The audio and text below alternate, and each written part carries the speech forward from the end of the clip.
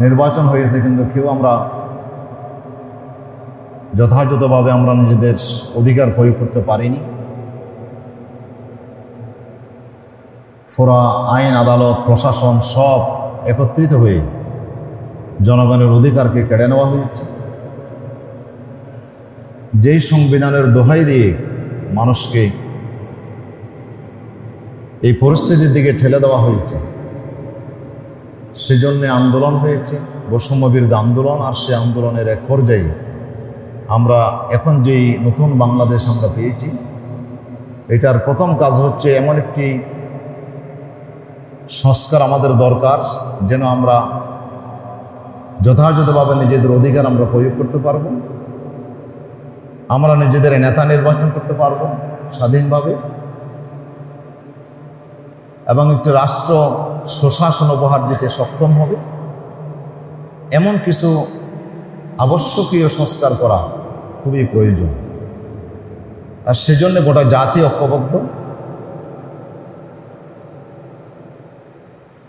সেই সংস্কার কার্যক্রমের জন্যে কিছু কমিটি হয়েছে, আর সেই কমিটির মধ্যে একটি কমিটি হচ্ছে কি নারী বিষয়ক সংস্কার কমিশন।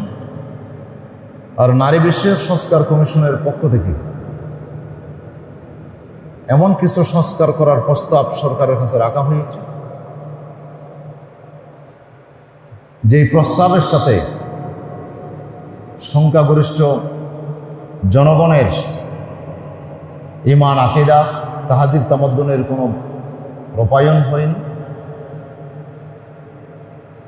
শতকরা 92% মুসলমানের এই দেশে এমন একটি প্রস্তাবনা দেওয়া হয়েছে, যে প্রস্তাবনা পরিপূর্ণভাবেই আমাদের ঈমান, আকীদা বিরোধী, আমাদের বিশ্বাস বিরোধী, আমাদের মূল্যবোধ বিরোধী, এবং যুগ যুগ ধরে আমাদের যে কালচার চলে আসছে, আমাদের সেই কালচার বিরোধী। যে জন্যে আমরা যে ইসলাম বিরোধী কাজ করার কারণেই জনগণ গত ফ্যাসিবাদী শক্তির উপরে মানুষ ক্ষোভ প্রকাশ করেছে, যে তারা ইসলামের বিরোধী শিক্ষা ব্যবস্থা জাতির উপর চাপাই দিতে চায়, ইসলাম বিরোধী আইন কানুনগুলো তারা দেশে চালু করতে চায়, তারা দেশের মধ্যে যৌন উচ্ছৃঙ্খলতা, তারা দেশকে ধাপে ধাপে ঈমান শূন্য, ইসলাম শূন্য করার যে গভীর চক্রান্ত করেছিল, যার জন্য আমাদের আন্দোলন হয়েছে। ঠিক একই পরিস্থিতির দিকে আবারও দেশকে নিয়ে যাওয়ার জন্য একটা ষড়যন্ত্রমূলকভাবে এমন একটি প্রস্তাবনা পেশ করা হয়েছে। এই প্রস্তাবগুলো পাশ হলে পরে গত সরকার যা করতে চেয়েছিল, আমার মনে হয় তার চাইতে বেশি ইসলামের উপর আঘাত, যে আমাদের সংবিধান থেকে শুরু করে আমাদের তাহজিব তামাদ্দুন থেকে শুরু করে আমাদের সামাজিক বিধিবিধান থেকে শুরু করে চলাফেরা থেকে শুরু করে সর্বক্ষেত্রে এমন একটা অবস্থা তৈরি হবে যে একজন মুসলিম হিসেবে নিজকে পরিচয় দেওয়ার কোনো সুযোগ থাকবে না। সেজন্যে এই কমিশনের প্রস্তাবনার বিরুদ্ধে বাংলাদেশের সর্বশ্রেণীর উলামায়ে কেরাম, সেটি কওমি দ্বারা হোক, আলিয়া দ্বারা হোক, সেটি সুন্নি দ্বারা হোক, সেটি আহলে হাদিস হোক, আপনারা দেখেন মিডিয়ার মধ্যে যে সর্বশ্রেণীর উলামায়ে কেরাম এই প্রস্তাবনার বিরুদ্ধে তারা আওয়াজ তুলেছে। তাহলে এর থেকে বোঝা যায় এই প্রস্তাবনার সাথে ইসলাম, ঈমান, কোরআনের সাথে কোনো সম্পর্ক নেই, বরঞ্চ তারা এত বড় একটা দুঃসাহস তারা দেখিয়েছে, সংখ্যাগরিষ্ঠ জনগণের ঈমান, আকীদাকে বৃদ্ধাঙ্গুলি দেখিয়ে ইসলামের বিরুদ্ধে একটি যুদ্ধ তারা ঘোষণা করার তারা দুঃসাহস দেখিয়েছে প্রস্তাবনার মাধ্যমে। এবং তারা, আমরা গত জমাতে আলোচনা করছিলাম, তারা নারী পুরুষের ভিতরে একটি যুদ্ধ অবস্থা তৈরি করার তারা যে ষড়যন্ত্র করেছে, এটা যদি বাস্তবায়ন হয় তাহলে তারা যে প্রস্তাবনা করেছে বাংলাদেশে, যে বাংলাদেশ রাষ্ট্র হচ্ছে কি বৈষয়িক বিষয়, সেখানে ধর্মের কোনো সম্পর্ক থাকতে পারে না। সুতরাং গত সরকার যে সেকুলার রাষ্ট্র করতে চেয়েছিল, একই প্রস্তাবনা তারা করেছে। তারা বলছে যে যে ধর্মীয় কোনো আইন কানুন, ধর্মীয় কোনো বিধিবিধান সমাজের সংবিধানে থাকতে পারবে না, এবং রাষ্ট্রধর্ম ইসলাম এটি হতে পারে না। আল্লাহর প্রতি আস্থা ও বিশ্বাস থাকতে পারে না। পুরো দেশটাকে একটি সেকুলার দেশে পরিণত করে ইসলাম শূন্য এবং ঈমান শূন্য করার যে প্রস্তাবনা তারা দিয়েছে, তারা মূলত 24-এর বিপ্লবকে তারা বৃদ্ধাঙ্গুলি দেখিয়ে আবার ফ্যাসিবাদকে প্রতিষ্ঠা করার জন্য তারা মূলত এই প্রস্তাবনাটা তারা তৈরি করেছে। সেজন্যে আমি একজন মুমিন হিসেবে, মুসলিম হিসেবে, আমি যেই দলের হোক না কেন, আমার যদি সামান্যতম আল্লাহ এবং রসুলের প্রতি, কোরআনের প্রতি বিশ্বাস থাকে, সেই মুসলমান কখনো এই প্রস্তাবনার সাথে একমত হতে পারে না। যারা একমত হবে, নিঃসন্দেহে বলা যায় তারা যেমন প্রস্তাবনা পেশ করে তারা কুফরি করেছে, তারা যেমন তাদের ঈমান চলে গেছে, অনুরূপভাবে আপনিও যদি প্রস্তাবনাকে সমর্থন করেন তাহলে আপনার ঈমানও চলে যাবে, যেহেতু আপনি কুফরিকে সমর্থন করছেন।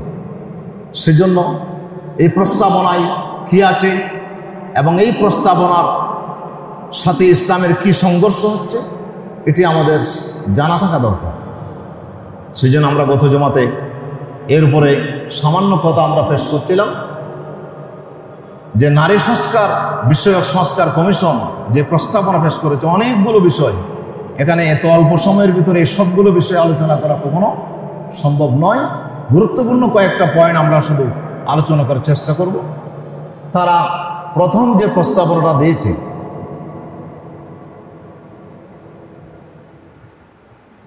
তারা বলছে এই প্রস্তাবনার 11তম অধ্যায়ের মধ্যে তারা বলছে যে নারীদের সম্পত্তির সমানাধিকার নিশ্চিত করতে মুসলিম ও হিন্দু উত্তরাধিকার আইন সংশোধন করা জরুরি। তারা বলছে যে ধর্মীয় আইনেই নারীদেরকে বৈষম্য প্রতি ঠেলে দিয়েছে, সুতরাং হিন্দু ধর্ম এবং ইসলাম ধর্মে যাবতীয় উত্তরাধিকার আইনকে সংশোধন করে তারা বলছে নারী আর পুরুষকে সমান অধিকার দিতে হবে, পুরুষ আর নারী এক সমান করে তারা সম্পদ পাবে। যে আইনটা আপনার করার চেষ্টা করেছিল পাকিস্তান আমলে আইয়ুব সরকার, আইয়ুব খানের এই সরকার, তারা মঞ্চে প্রস্তাবনা দিয়েছিল, যেটা এদেশের মানুষ মেনে নিতে পারে নাই। পাকিস্তানের বিরুদ্ধে আন্দোলন সংগ্রামের পিছনে তাদের এই মুসলিম পারিবারিক ল, যে ইসলামের বিরুদ্ধে কতগুলো যে আইন রচনা করেছিল, সেগুলোও কিন্তু ভূমিকা রেখেছে, এবং যার কারণে 70-এর নির্বাচনে এদেশে আওয়ামী লীগ সংখ্যাগরিষ্ঠতা পেয়েছিল। তাদেরকে এই কথা ম্যানিফেস্টোতে লিখতে হয়েছিল, আমরা নির্বাচিত হওয়ার পরে আমরা ইসলামের বিরুদ্ধে কোনো আইন আমরা পাশ করব না। এইটার উপরেই জনগণ তাদেরকে ভোট দিয়েছিল 70-এর নির্বাচন। কিন্তু পাকিস্তান সরকার তাদেরকে ক্ষমতা হস্তান্তর না করার কারণে, ভুট্টো এবং ইহিয়ার চক্রান্তের কারণে এদেশের মানুষ স্বাধীনতার যুদ্ধে অংশগ্রহণ করতে বাধ্য হয়েছে। প্রিয় উপস্থিতি, সেজন্যে নারী আর পুরুষ সম্পত্তির মধ্যে সমান অধিকার খুব সুন্দর একটি প্রস্তাবনা।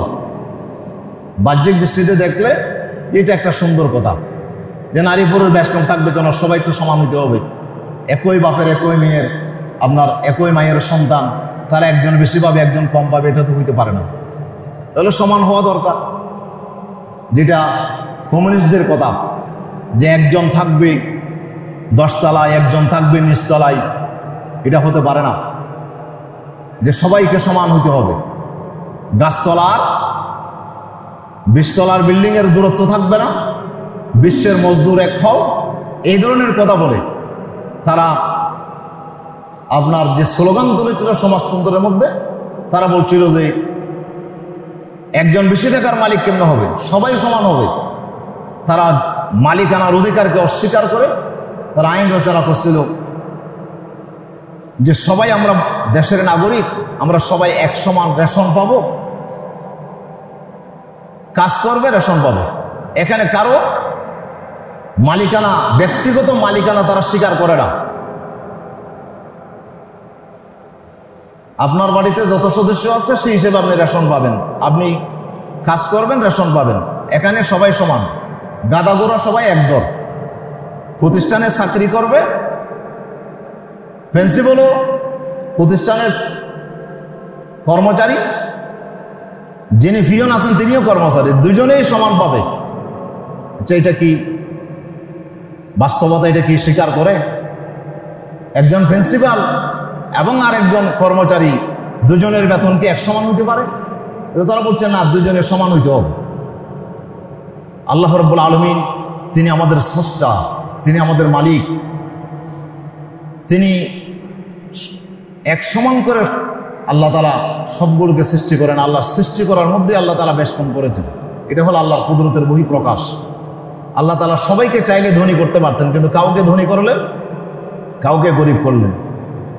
সবাইকে আল্লাহ রাব্বুল আলামিন চাইলে নারী বানাইতে পারতেন, সবাইকে পুরুষ বানাইতে পারতেন, কিন্তু কাউকে পুরুষ করলেন, কাউকে নারী করলেন। এটা আল্লাহ তাআলার স্বাধীন, আল্লাহ তাআলার সিদ্ধান্ত। কাউকে আল্লাহ তাআলা নেতা বানালেন, কাউকে আবার তার অধীনস্থ কর্মী বানালেন। কেউ শাসক হবে, কেউ শাসিত হবে। সবাই তো আর শাসক হইতে পারবে না। একটা প্রতিষ্ঠানে যদি সবাই শাসক হয়ে যায়, সবাই যদি প্রিন্সিপাল হয়ে যায়, তো প্রতিষ্ঠান কেমনে চলবে? একজনই শুধু শাসন ক্ষমতায় থাকবে, অন্যজন তার সহযোগী হবে। এটা হচ্ছে প্রাতিষ্ঠানিক নিয়ম। সুতরাং একটা প্রতিষ্ঠান চলতে গেলে একজনের শাসন ক্ষমতায় থাকবে। দেশের প্রেসিডেন্ট একজনই হবে, প্রধানমন্ত্রী একজনই হবে। এখানে যদি সবাই প্রধানমন্ত্রী হয়ে যেত, বাংলাদেশ চলবে কি করে? তাদের গাঁজাখুরি কথা যে না, নারী পুরুষকে সমান হইতে হবে, কিন্তু আল্লাহ তাআলা সমান করে না। যেহেতু আমার আল্লাহ, উনি আমাদের মতো এত অল্প জ্ঞানের অধিকারী নয়, তিনি হচ্ছে মহাজ্ঞানী, মহাজ্ঞানের অধিকারী তিনি। সেই জন্য আল্লাহ তাআলার কুদরত দাবি করছে, আল্লাহ তাআলার জ্ঞান দাবি করছে। সবাইকে এক সমান করলে কাজ চলবে না, বেশ কম করতে হবে। সুতরাং এর জন্য আল্লাহ হাত বানাইলেন, কিন্তু হাত বানাইতে গিয়ে আল্লাহ তাআলা আঙ্গুল সবগুলোকে এক সমান করলেন না। তিনি একটাকে বড় করলেন, মোটা করলেন, আর একটাকে চিকন করলেন। একটাকে লম্বা করলেন, আর একটাকে বেটে করলেন। তিনি সিদ্ধান্ত নিয়েছেন কোনটা লম্বা করবেন, কোনটা বেটে করবেন, কোনটা মোটা করবেন, কোনটা চিকন করবেন, সবগুলো দরকার আছে। সেজন্য একটা হাতের আঙ্গুলকে যেমন আল্লাহ সমান করে নাই, আল্লাহ রাব্বুল আলামিন কিন্তু সৃষ্টি জগতে নারী আর পুরুষকে আল্লাহ এক সমান করে তৈরি করে নাই। সুতরাং চাহিদার ক্ষেত্রে দুজনের চাহিদা একরকম নয়, দুজনের আপনার অধিকার একজনের একরকম হইতে পারে না। প্রত্যেকের আলাদা আলাদা আল্লাহ তাআলা বৈশিষ্ট্য দিয়েছেন, প্রত্যেকের চাহিদা ভিন্ন করে দিয়েছেন। সেজন্য সুন্দর হবে, কল্যাণময় হবে, শান্তিময় হবে কখন? যদি প্রত্যেকেই তার ন্যায্য অধিকার পায়। আল্লাহ তাআলা এর জন্য ন্যায্য অধিকারের জন্য একটা শব্দ কোরআন শরীফে প্রয়োগ করেন, সেটা হলো কিসত।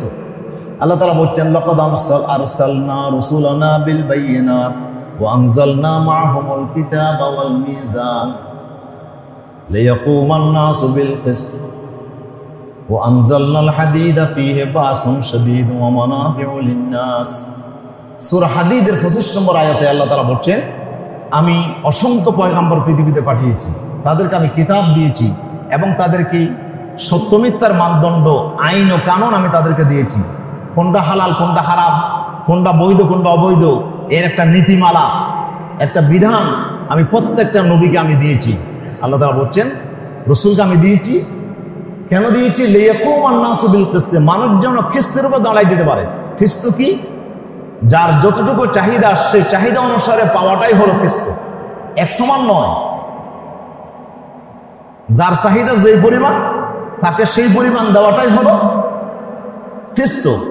আপনার একটা ছেলে বুয়েটে পড়ে, একটা ছেলে আপনার কক্সবাজার কলেজে পড়ে, একটা ছেলে আপনার ফুরকানিয়ায় পড়ে। আচ্ছা, তিনজনকে আপনি খরচ কি সমান দেবেন?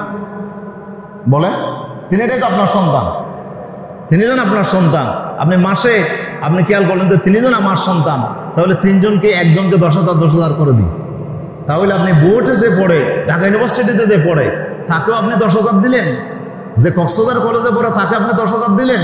আর যে ফুরকানিয়ায় পড়ে, তাকে আপনি 10,000 দিলেন। আচ্ছা, এটা কি ন্যায় হলো? আপনি তো ন্যায় করছেন, সবাইকে সমান করে দিয়েছেন।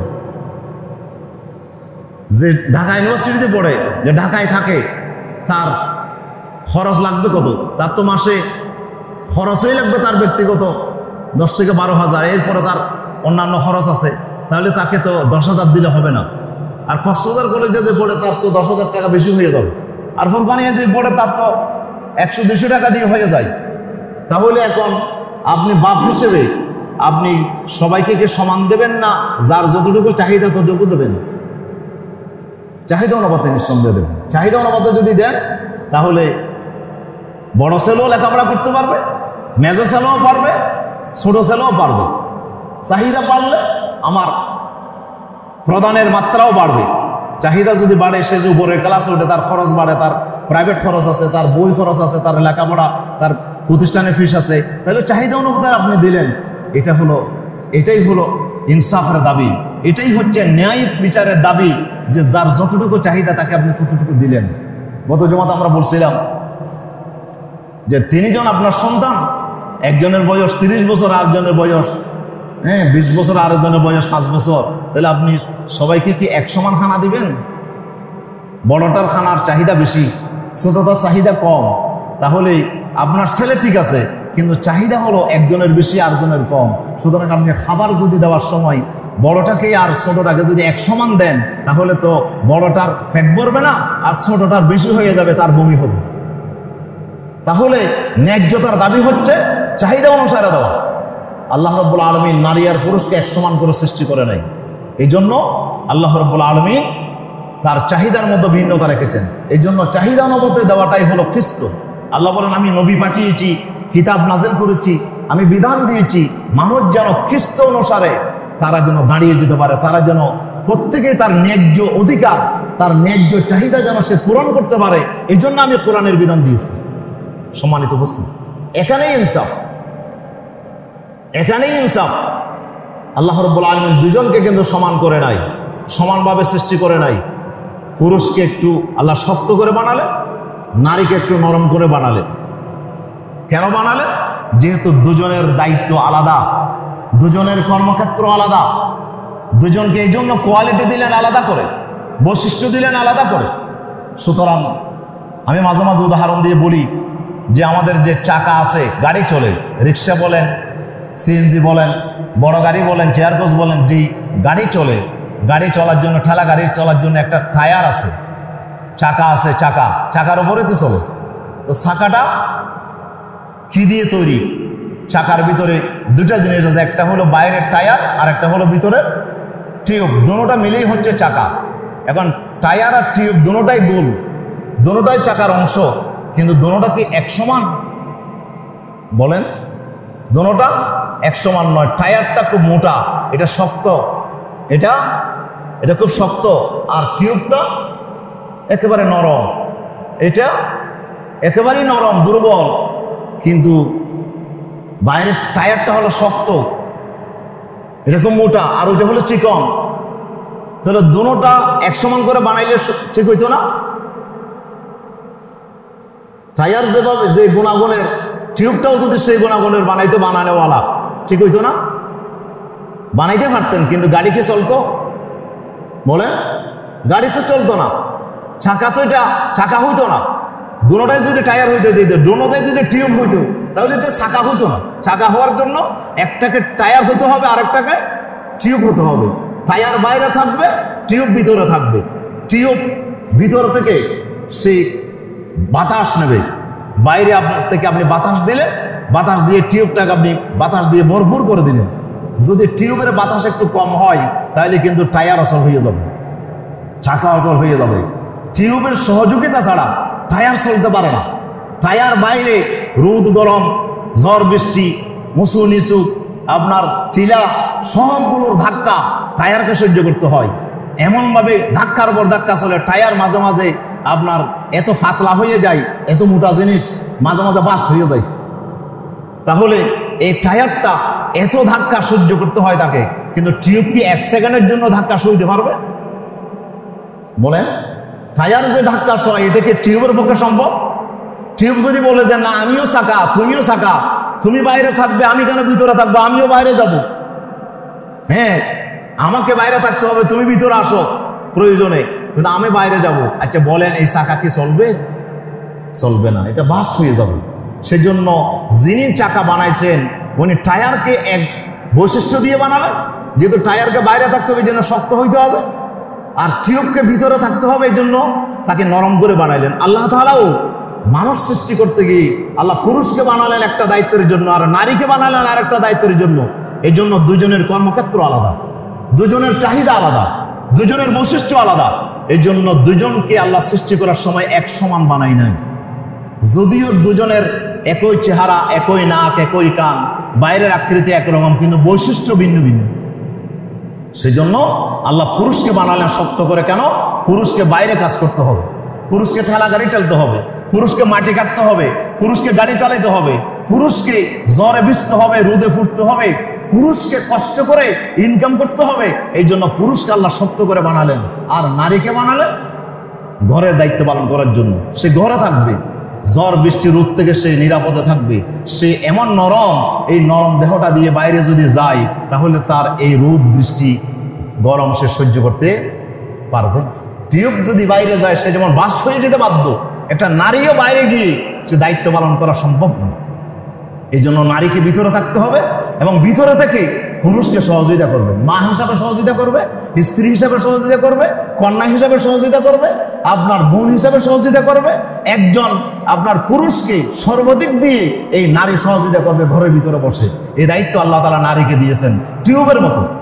সে যদি বলে যে না আমি টায়ারের সাথে এক সমান হয়ে যাব, তাহলে গাড়িও চলবে না, নিজেও শেষ, টায়ারও শেষ, চাকাও শেষ, সমাজও অচল। তাহলে নারী আর পুরুষ কোনোদিন এক সমান হইতে পারবে না। হযরত আলী কারামাল্লাহু ওয়াজহুর জমানায় দুইজন সতী, একজনের দুই বউ, বাচ্চা হয়েছে দুজন একসাথে। একজনের ছেলে হইল, আরেকজনের মেয়ে হলো। এখন ডেলিভারি যখন একসাথে হয়েছে, এখন সবাই দাবি করে যে ছেলেটা আমার, মেয়ে কার, কোথা মেয়ে কার আমি জানি না। যেহেতু ছেলের মার কদর বেশি মেয়ের মা চাইতে, এই কারণে মেয়ের মা হতে কি রাজি নয়, সবাই বলে যে আমি ছেলের মা।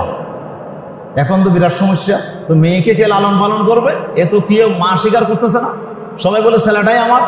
এখন ছেলেটাকে এমন অবস্থা হয়েছে দুই ভাগ করে, একজনকে এক ভাগ দিতে হবে, এমন একটা কঠিন অবস্থা হয়ে গেছে। বিচার গেল হযরত খলিফার কাছে, আমিরুল মুমিনিন হযরত আলী রাদিয়াল্লাহু তাআলার কাছে বিচার গেলেন। তিনি বলেন ঠিক আছে আমি বিচার করে দেবো। তিনি দুজনকে ডাকলেন, দুজনকে দুই দিকে, একজন ডান পাশে আর একজন বাম পাশে। বলেন বাচ্চা কার? দোনো বলে যে ছেলে আমার।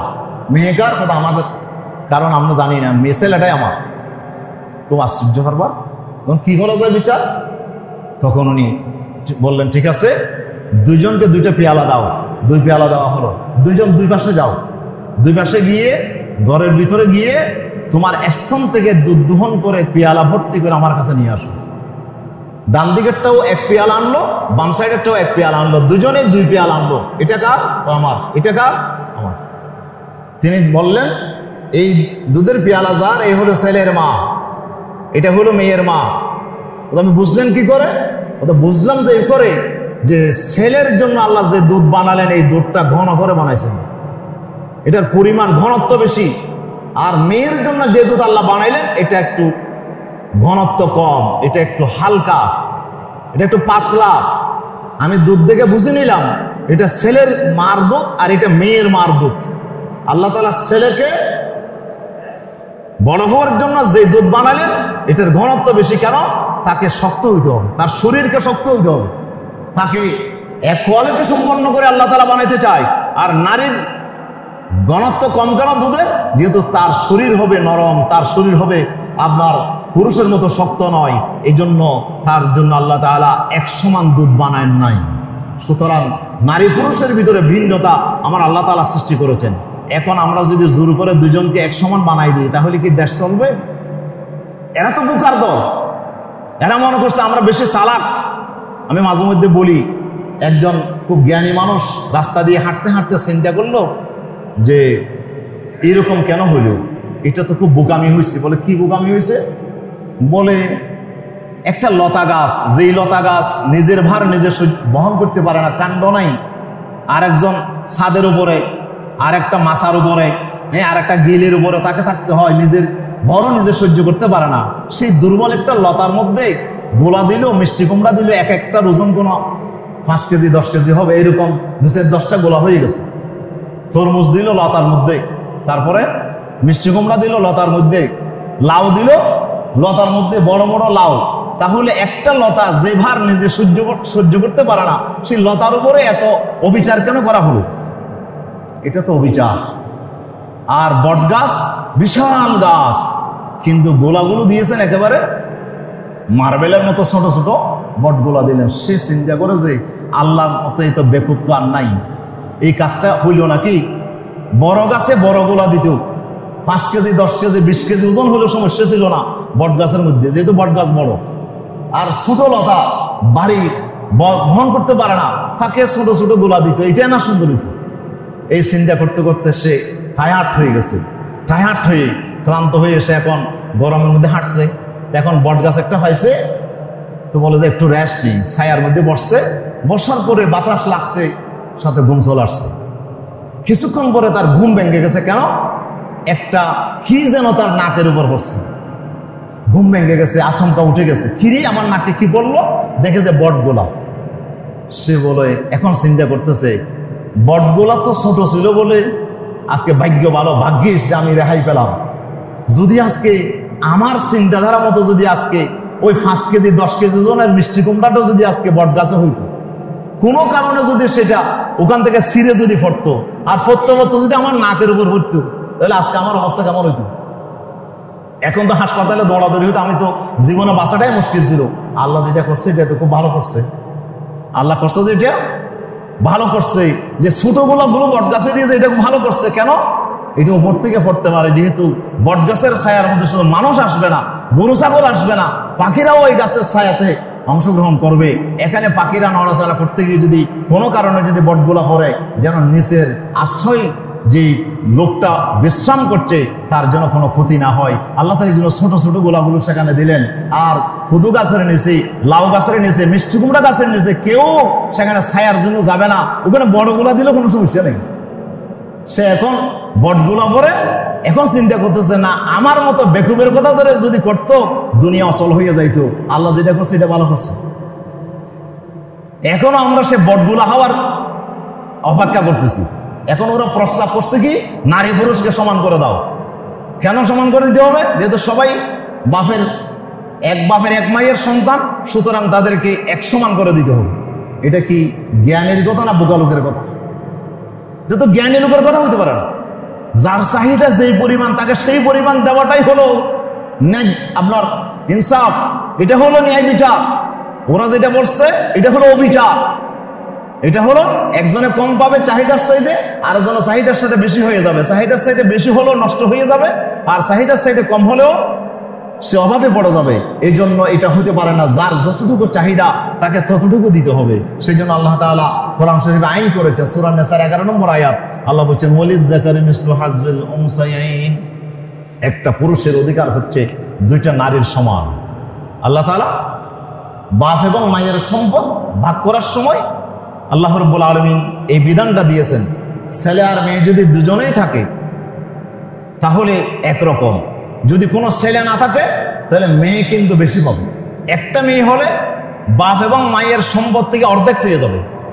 একজন মেয়ে হলে পুরো সম্পদের অর্ধেক পেয়ে যাবে। আর যদি 2 জন বা ততোধিক হয়, 3 ভাগের 2 ভাগ সম্পত্তি মেয়েরা পাবে, যদি কোনো ছেলে সন্তান না থাকে। হ্যাঁ, যদি মেয়ের সাথে যদি ছেলেও থাকে, ইসলাম বলছে, কোরআন বলছে, ছেলেটাকে ডবল দাও, মেয়েটাকে তার অর্ধেক দাও। কেন? যেহেতু ছেলের চাহিদা বেশি, মেয়ের চাহিদা কম। কেন চাহিদা বেশি আর কম? যেহেতু ছেলেকে আল্লাহ তাআলা সমস্ত খরচের দায়িত্ব আল্লাহ তাআলা ছেলের কাঁধে তুলে দিয়েছেন। 1 নম্বর ছেলেকে খরচ করতে হবে, তাকে একটা বিয়ে করতে হবে। বিয়ে করলে মহারানার দায়িত্ব কার? ছেলের উপর মহারানা দেওয়া ওয়াজিব। স্ত্রীকে এককালীন একটা সম্পদ দিতে হবে। এরপর স্ত্রী ঘর আনার পরে তার যাবতীয় খুরপুষের দায়িত্ব কার? স্বামীর কাঁধের উপরে। তাহলে তাকে নিজের খরচও চালাইতে হবে, স্ত্রীর খরচও তাকে চালাইতে হবে। ভরণ পোষণ, তার ঘর ভাড়া, বাড়ি ভাড়া, চিকিৎসা, সব খরচ তাকে চালাইতে হবে। এরপরে তার যদি মা বাপ থাকে, মা বাপের খরচ তাকে দায়িত্ব পালন করতে হবে। এরপরে যদি তার সন্তান হয়, সন্তানের দায়িত্ব তার কাঁধের উপরে। এরপরে যদি বোন থাকে, বোনের দায়িত্ব ভাইকে পালন করতে হবে। কোন বোন যদি তালাকপ্রাপ্ত হয়ে ঘরে ফিরে আসে, তার দায়িত্ব তাকে পালন করতে হবে। একটা ছেলেকে সমস্ত খরচের দায়িত্ব আল্লাহ তাআলা তার কাঁধে তুলে দিয়েছেন, সুবহানাল্লাহ। আর মেয়ে জন্ম থেকে মৃত্যু তোমাকে খরচ চালাচ্ছে, বাপে খরচ চালাচ্ছে, সমান অধিকার যদি হয়ে যায়, তাহলে একটা নারীকে তার সমস্ত খরচের দায়িত্ব তাকে পালন করতে হবে। নারীকে মাটি কাটতে যেতে হবে, নারীকে গাড়ি চালাইতে যেতে হবে। আপনি কি চিন্তা করবেন, আপনি কি এটা মেনে নেবেন আপনার মেয়ে রিক্সা চালাইয়ে তার খরচ চালাবে? আপনি বাপ হিসেবে তার খরচ চালাবেন না? আপনার স্ত্রী রিক্সা চালাইয়া ঠেলা গাড়ি ঠেলে তার খরচ চালাবে, আর আপনি ঘরের মধ্যে বসে থাকবেন। আপনার মধ্যে স্বামীর কি দরকার? প্রিয় উপস্থিতি, তাহলে বোঝা যায় ইসলাম যেটা করেছে এটাই সুন্দর, এটাই হচ্ছে নারীর জন্য ইনসাফ, এটাই নারীর সম্মান, এখানেই নারীর জীবনের গ্যারান্টি, ইজ্জতের গ্যারান্টি। আল্লাহ বলছে নারী তোমাকে ঘরে থাকার জন্য আমি তৈরি করছি, তুমি ঘরের ভিতর থাকো, তুমি ঘরের ভিতরে থেকে পুরুষকে তুমি সাপোর্ট দাও, সহযোগিতা করো, আর তুমি ঘরের ভিতরে তোমার সমস্ত খরচের দায়িত্ব আমি পুরুষের কাঁধে তুলে দিয়েছি। এবং সে যদি খরচের দায়িত্ব পালন না করে, রাষ্ট্র তাকে ধরবে এবং আমার আদালতও তাকে অবশ্যই জবাবদিহি করতে হবে। প্রিয় উপস্থিতির জন্য আমি একটা পয়েন্ট শুধু আলোচনা করলাম। এই সংস্কার কমিশনের প্রথম যেই আপনার তারা যে দাবি পেশ করেছে, এটা হলো নারী পুরুষকে এক সমান করার, সম্পত্তির অধিকারের ক্ষেত্রে নারী পুরুষকে সমান দেওয়ার যেই দাবি তারা তুলেছে, এটা যদি সমাজে হয় তাহলে নারী পুরুষ সব জায়গায় এক সমান হতে হবে। সব জায়গায় যদি এক সমান হয়ে যায় তাহলে নারী তো পুরুষের মতো পারবে না। পুরুষ যদি চাকরি করে, নারীকেও চাকরি করতে হবে। এখন নারীকে এই কথা বলতে পারবে, একটু শুনতে ভালো না লাগলেও কিন্তু এটাই বাস্তবতা। স্ত্রী যদি স্বামীকে বলে, স্বামী তুমিও চাকরি করো আমিও চাকরি করি, তুমিও বেতন পাও আমিও বেতন পাই, তো সব খরচ তো আমরা সবাই সমান সমান 50-50 করি, কিন্তু তারপরে আবার বাড়িতে এসে রান্না বান্না করতে হয়। তো এখন আমি তো সেটা পারবো না, তুমি একদিন রান্না করবে আমি একদিন রান্না করবো। আচ্ছা ঠিক আছে, এটা কোনোভাবে মেনে নিলাম। স্ত্রী একদিন রান্না করলো, স্বামী একদিন রান্না করলো, দুজনে রান্না করে খাইল। তারপরে যদি স্ত্রী বলে এখন তো আমার ডেলিভারি করতে হবে, আমার তো একটা বাচ্চা পেটে আসছে, আমি তো একটা বাচ্চা ডেলিভারি করলাম, তো স্বামী তা আমার যেমন বাচ্চা ডেলিভারির দায়িত্ব তোমারও দায়িত্ব, আমি তো 2টা সন্তান প্রসব করলাম, এবার তোমাকে 2টা সন্তান প্রসব করতে হবে, তুমি 2টা সন্তান ডেলিভারি করো। আচ্ছা বলেন তো, স্বামী কি সন্তান ডেলিভারি করতে পারবে? পারবে। স্বামীকে রান্নাবান্না করতে পারবে? পারবে না। তাহলে এখন স্ত্রীকে বাইরে চাকরিও করতে হবে, আবার ঘরের মধ্যে আসে তাকে আবার রান্নাবান্না করতে হবে, সন্তান পরিপালন করতে হবে, এরপরে আবার তাকে সন্তান ডেলিভারি করতে হবে। তাহলে এটা কি তার উপর জুলুম হবে না? অবশ্যই জুলুম হবে। ইসলামের জন্য তাকে বলছে তুমি বাইরের সমস্ত দায়িত্ব থেকে আমি তোমাকে মুক্ত করে দিলাম, কোনো দায়িত্ব তোমার উপর অর্পণ করলাম না। হ্যাঁ, তুমি যদি স্বেচ্ছায় তোমার যদি প্রয়োজন হয় করার অধিকার আছে। নারী চাইলে ব্যবসা করতে পারে, নারী চাইলে চাকরি করতে পারে পর্দা সহকারে, কিন্তু সেটা হলো যদি প্রয়োজন হয়। যদি প্রয়োজন না হয় তুমি ঘরের ভিতর বসে থাকো, তোমার সমস্ত খরচের দায়িত্ব আমি পুরুষের কাঁধে তুলে দিয়েছি। ইসলাম যেটা করেছে এর চাইতে সুন্দর, এর চাইতে ইনসাফপূর্ণ আর কোনো বিধান হতে পারে না। সুতরাং নারীর যদি অধিকার আমরা যদি সমাজকে দিতে চাই, তাহলে নারীদেরকেই আজকে আন্দোলন করতে হবে। ইসলাম আমাদেরকে যে অধিকার দিয়েছে এইটা সমাজে বাস্তবায়ন করো, এইটা প্রস্তাবনা দাও। সরকারকে বলো যে কোরআন যে অধিকার দিয়েছে, হাদিস যে অধিকার আমাদেরকে দিয়েছে, ইসলাম যে অধিকার নারীদেরকে দিয়েছে, এই অধিকারকে এস্টাবলিশ করো, এই অধিকারকে বাস্তবায়ন করার জন্য তোমরা আন্দোলন সংগ্রাম করো। তাহলে এই দেশ শান্তিময় হবে, এদেশে শান্তি আসবে, নারী পুরুষ সবাই আমরা শান্তিতে একসাথে বসবাস করতে পারবো। কিন্তু এরা নারী আর পুরুষকে একজনের আরেকজনের প্রতিদ্বন্দ্বী করে একজনকে আরেকজনের বিরুদ্ধে লাগাই দিতে চায়, ঘরের ভিতরে তারা ঝগড়া লাগাই দিতে চায়। এই জন্য এরা এই নারী সংস্কার বিষয়ক কমিশনের যারা সদস্য, এরা নারী হিসেবে নারী জাতির কলঙ্ক, এরা মানব জাতির কলঙ্ক, এরা এই সমাজের সবচেয়ে বড় দুষ্ট। এই জন্য আমি বলি তাদের এই কমিশনের প্রস্তাব তো গ্রহণ করা যাবেই না, বরং তারা যে দুঃসাহস দেখিয়েছে ফিসিবাদকে আবার কায়েম করার জন্য, তাহলে এদেরকে আইনের আওতায় আনা দরকার। এরা আরো অনেক প্রস্তাবনা দিয়েছে, সেগুলো আমরা আলোচনা করলে অনেক সময় লাগবে। আমি শুধু একটা পয়েন্ট আলোচনা করলাম, এভাবে আরো অনেকগুলো পয়েন্ট তারা এই প্রস্তাবনায় তারা দিয়েছে। আসুন আমরা এই নারী বিষয়ক সংস্কার কমিশন ওনারা যে রিপোর্ট দিয়েছে, ওনারা অজ্ঞতার হয়তো না জেনে অজ্ঞতার কারণে দিয়েছে, অথবা জেনে শুনে ইসলামের বিরুদ্ধে তারা যুদ্ধ ঘোষণা করার জন্য এই প্রস্তাবনা পেশ করেছে। সেজন্য আমরা সাধারণ জনগণ আমরা তো জানি না, আমরা তো মনে করছি নতুন সরকার আছে, সংস্কার হবে। কি সংস্কার করতেছে তারা? দেশকে আবার ধ্বংসের দিকে যদি নিয়ে যায়। আমরা যেমন ফেসিবাদের বিরুদ্ধে আমরা আওয়াজ তুলেছি, এই সরকার যদি ইসলামের বিরুদ্ধে কোনো আইন রচনা করার দুঃসাহস দেখায়, তাহলে জনগণ কিন্তু বসে থাকবে না। আমরা ইন্টারিম সরকারের বিরুদ্ধে আমাদেরকে মাঠে ময়দানে নামতে হবে, আমাদের কথা কিন্তু আওয়াজ তুলতে হবে। যদি তারা ইসলামের বিরুদ্ধে কোনো তারা আইন এবং পদক্ষেপ যদি তারা গ্রহণ করতে চায়। সেই জন্য আসুন আমরা ইসলাম হিসেবে, আমরা মুসলমান হিসেবে, আমরা মুমিন হিসেবে বাঁচতে চাই, ঈমান নিয়ে আমরা কবরে যেতে চাই। আসুন আমরা ইসলামকে লালন করি, ইসলামকে আমরা পালন করি, ইসলামকে আমরা জীবনের সকল ক্ষেত্রে আমরা মেনে চলার জন্য আমরা সিদ্ধান্ত গ্রহণ করি। আল্লাহ তাআলা আমাদের সবাইকে তৌফিক দান করুন, আমিন। সবাইকে ধন্যবাদ জানিয়ে আমার কথা শেষ করছি। হাজা মা ইনদু আলহামদুলিল্লাহ। আসসালামু আলাইকুম ওয়া রাহমাতুল্লাহ।